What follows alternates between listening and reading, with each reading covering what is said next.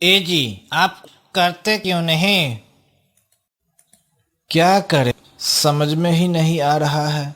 और गर्मी भी बढ़ती जा रही है। मेरे पास एक उपाय है। हाँ, बताओ, क्यों नहीं। देखिए, मेरे बातें ध्यान से सुनिए। सभी पंछी गर्मी से इधर उधर भाग रहे हैं। आप एक कूलर की दुकान खोल लीजिए, खूब पैसा कमाएंगे। हाँ, ये बिल्कुल सही है। हम कल बाजार जाके सामान ले आते हैं और बगल के सड़क के किनारे दुकान खोल लेते हैं। कालू बाजार से सामान लाकर दुकान खोल लेते हैं और ग्राहक के इंतजार में रहता है। तभी वहां से कबूतर जा रहा था। अरे कबूतर भाई, कहाँ जा रहे हो? अरे वाह कालू भैया, क्या बात है। एकदम चकचका कूलर है। कितने दाम का है कालू भैया? अरे कबूतर भाई, आप भी ना क्या बात करते हैं। जो देना होगा दे दीजिएगा। अपने आदमी से क्या फायदा लेना। कालू भैया, यह कूलर किस कंपनी का है? अरे कबूतर भैया, ये एसी सैमसंग कंपनी का है। 2 साल की गारंटी के साथ। कोई दिक्कत नहीं होगा, ले जाइए ना, हम है ना। कबूतर अपने घर कूलर लाकर अपने कमरे में चला देते हैं और बिस्तर पर लेट जाते हैं। अरे वाह, एकदम ठंडी हवा, मजा आ गया। अब मैं सबको जाकर बताऊंगा कि कालू के दुकान से कूलर खरीदे। तब तक सो जाता हूँ, रात भी हो चुकी है। रात को अचानक आसमान में बादल छा जाती है, बिजली कड़कने लगता है, हवा तेज हो जाती है। ए जी, अब क्या होगी? बारिश हो गई तो गर्मी खत्म हो जाएगा, तो हमारे दुकान का क्या होगा? जो भी पैसा था सब दुकान के सामान में लगा दिए। ये क्या, अचानक बारिश! वाह! तब तक कूलर बंद करके सो जाता हूँ। गौरी, तुम चिंता मत करो, सब ठीक होगा। एक दिन बारिश से गर्मी कम नहीं होगा। अब सो जाओ, रात बहुत हो गया है। सुबह सुबह गौरी खुश होकर कहती है, ए जी सुनिए ना, चमत्कार हो गया। गर्मी और बढ़ गई, बारिश का कोई असर ही नहीं हुआ। हाँ गौरी, ये बात तो है। मैं भी सोच रहा था कि अब सब चौपट हो गया, लेकिन अब सब ठीक है। हे भगवान, गर्मी तो और बढ़ गई है। जाता हूँ तोता और चिड़िया को कहने की वो भी कूलर खरीद ले। तोता और चिड़िया अपने घर के आगे बैठकर बात कर रहे हैं। चिड़िया, अब तो गर्मी भी तेज हो गई है, घर में नींद नहीं आता है। हाँ तोता भैया, गर्मी बढ़ती जा रही है, कुछ तो सोचना पड़ेगी। तभी कबूतर वहां पहुंच जाते हैं। कबूतर, कहाँ ये? भाई तुम इतनी गर्मी में कहाँ घूम रहे हो? अरे तोता भैया, आप भी ना, गर्मी कहाँ है। चलिए ना, कालू भैया एक दुकान खोले हैं। कहाँ कबूतर, चलिए हम ले लेते हैं। हाँ हाँ, चलते हैं। लेकिन कबूतर भाई, कालू तो अभी अभी दुकान खोला है, कहीं कुछ गड़बड़ी हुई तो? चलिए ना भैया, 2 साल की फुल गारंटी के साथ कालू जी बेच रहे हैं एसी। चलो, तुम ठीक है, चिड़िया तुम भी चलो। तोता और चिड़िया कबूतर के बात मानकर कालू की दुकान पे जाते हैं। अरे तोता भाई, कहाँ ये? क्या कालू भाई, दुकान खोल लिए और खबर तक नहीं भेजे मुझे? नहीं नहीं भैया, सब जल्दी जल्दी में हो गया, पता ही नहीं चला। चलो ठीक है, अब फटाफट कूलर दिखाइए, गर्मी तेज है। कालू भाई, खराब तो नहीं न होगा? नहीं, जाइए, चिंता मत। नहीं, जाइए, आप चिंता मत कीजिए। इसी तरह चिड़िया और तोता कूलर लेकर चले जाते हैं और गर्मी का मजा कूलर के साथ उठाते हैं और सब गर्मी में चैन से रहने लगता है और कालू अमीर हो जाता है। बहुत समय पहले एक बड़ा जंगल था। उस जंगल में सभी पंछी शांति से रह रहे थे। जंगल में कालू सभी पंछी से दुश्मनी मोलता रहता था।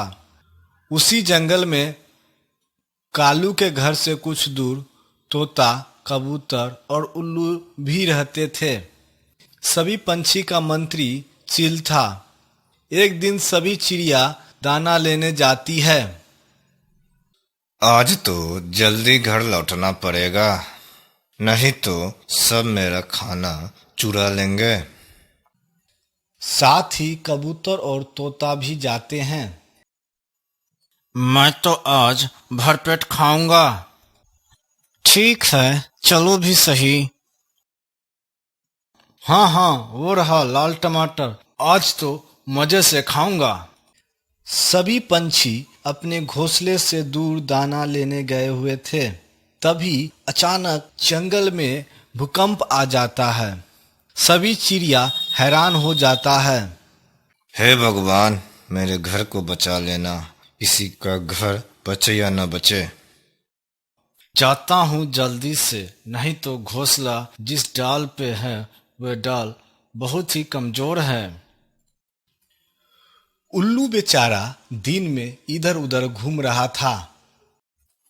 मेरा घर कैसा है, पता ना गिर तो न गया?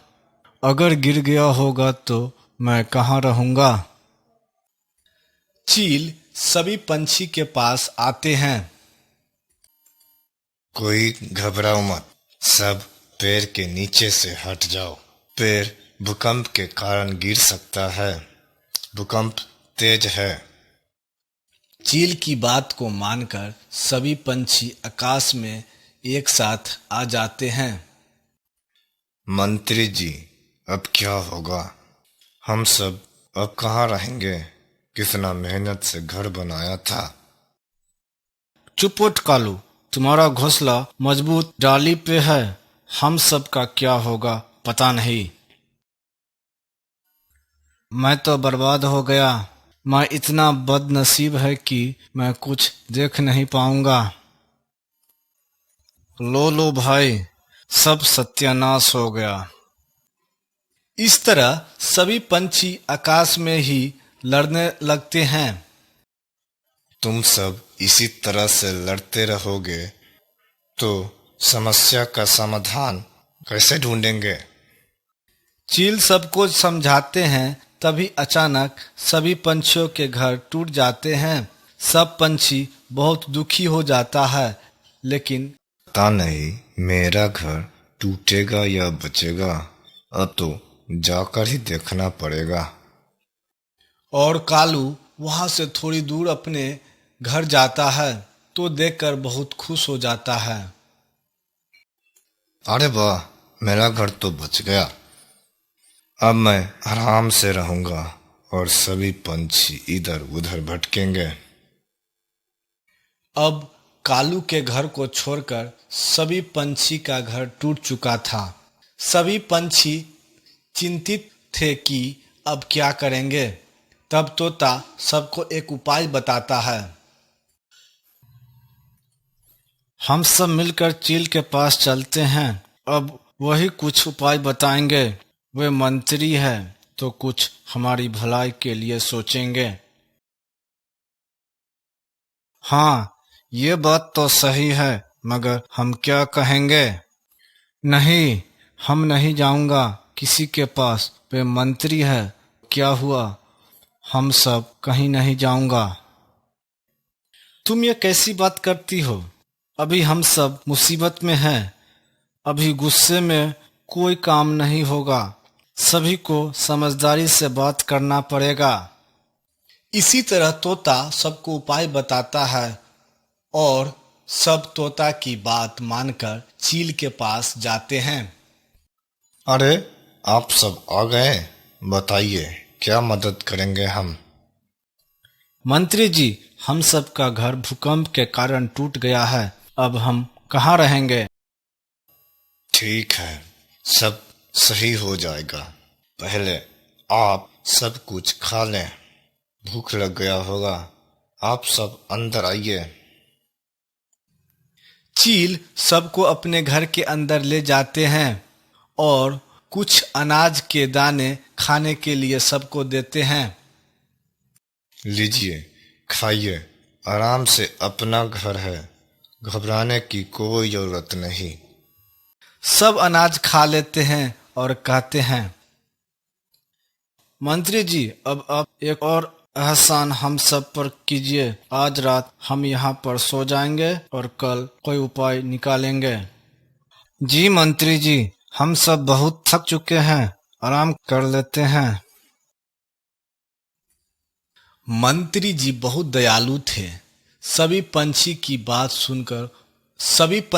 बात सुनकर वे मायूस हो गए। ठीक है, कोई बात नहीं। आज रात आप सब यहीं रुक जाइए। कालू अपने घर में आराम से बैठकर आनंद ले रहा था। सभी पंछी इधर उधर भटक रहे हैं। सबका घर तो टूट चुका है। अब रहेंगे कहाँ? अगर मेरे पास आए तो मैं तो मना कर दूंगा। शाम का समय था, सूर्यास्त होने वाला था। तभी अचानक आकाश में बादल छा गया और तेज तूफान जंगल में आ गया। आप सब घर के अंदर ही रहिए। तूफान बहुत तेज है। बहुत बहुत धन्यवाद मंत्री जी। आज आप हम सबको मुसीबत के साथ दिए हैं। मैं आपका ये एहसान जिंदगी भर याद रखूंगा। हाँ मंत्री जी, आप सच में बहुत दयालु हैं। अरे, आप सब कैसी बात कर रहे हैं? मुझे कोई आपत्ति नहीं है। ठीक है, अब तूफान भी ज्यादा तेज है। आप सब आराम से सो जाइए। मेरे घर मजबूत है। आप लोग चिंता ना करें। मैं जरा खिड़की से कालू का घर देखता हूँ। गिर तो नहीं गया? तूफान बढ़ते जा रहा था। कालू घर में बेचैन हो रहा था। हे भगवान, अब तो क्या होगा? तभी अचानक कालू का घर हिलने लगता है। लगता है अब घर गिर जाएगा। मैं बाहर निकल जाता हूँ, नहीं तो मुझे चोट लग जाएगी। और कालू जैसे ही घर से बाहर आता है, घर नीचे गिर जाता है। मैं तो बच गया, नहीं तो घर के साथ मैं भी मर जाता। अब क्या होगा? अब मैं रात में कहाँ जाऊंगा? बगल में ही चील का घर था। खिड़की से चील सब कुछ देख रहा था। ठीक हुआ कालू के साथ। बेचारा तोता कबूतर उल्लू का घर जब टूटा था, तब ये मजे से हंस रहे थे। एक बार पूछने भी नहीं आए कि ठीक है या नहीं। चील दयालु थे। उन्हें कालू की मुसीबत देखी नहीं गई। उन्हें कालू पे दया आ गया। अब क्या करूं मैं तो हंस रहा था जब सबका घर टूट गया। मुझे नहीं हंसना चाहिए था। जाता हूँ मंत्री जी के पास, शायद वो मुझे माफ कर दें। कालू मंत्री जी के दरवाजे पे आता है। मंत्री जी, दरवाजा खोलिए, मेरा घर टूट गया, मुझे माफ कर दीजिए। मंत्री जी दरवाजे खोलते हैं। कालू, कोई बात नहीं, अंदर आ जाओ। सब सो रहे हैं, तुम भी आज रात सो जाओ। धन्यवाद मंत्री जी, आप बड़े दयालु हैं, आपका सोच बहुत अच्छा है। कालू अंदर जाकर सो जाता है और मंत्री जी भी सो जाते हैं। सुबह होती है। अरे सब उठो, सुबह हो गया। सभी पंछी उठ जाते हैं और कालू को देखकर चौंक जाते हैं। कालू, तुम यहाँ कैसे? तुम्हारा घर ठीक है ना? कालू सारी बात सभी पंछी को बताते हैं। मुझे माफ कर दीजिए, मैं माफी के लायक नहीं हूँ। नहीं कालू, तुम बहुत अच्छे हो। हम सब मिलकर कोई न कोई उपाय जरूर ही निकाल लेंगे। मंत्री जी, अब आप कुछ तकरीब बताइए। अब आप सब मिलजुल कर एक दूसरे का घर बनाना होगा। अकेले कुछ नहीं हो सकता है। अगर आप ये विचार मंजूर है तो सब मिलजुल कर जाइए और एक दूसरे का मदद कीजिए। सब मिलजुल कर अपना अपना घर बनाते हैं और खुशी से रहने लगते हैं। फिर चील के पास सब जाते हैं। अब कैसा है आप लोग? सब ठीक है ना? हाँ मंत्री जी, हम सब ठीक हैं। अगर आप नहीं होते तो हम सब का पता नहीं कब तक बन पाता। नहीं, आप सब एकजुट होकर काम किए तब ये संभव हुआ है। इसीलिए कहा जाता है कि एकता में बल होता है।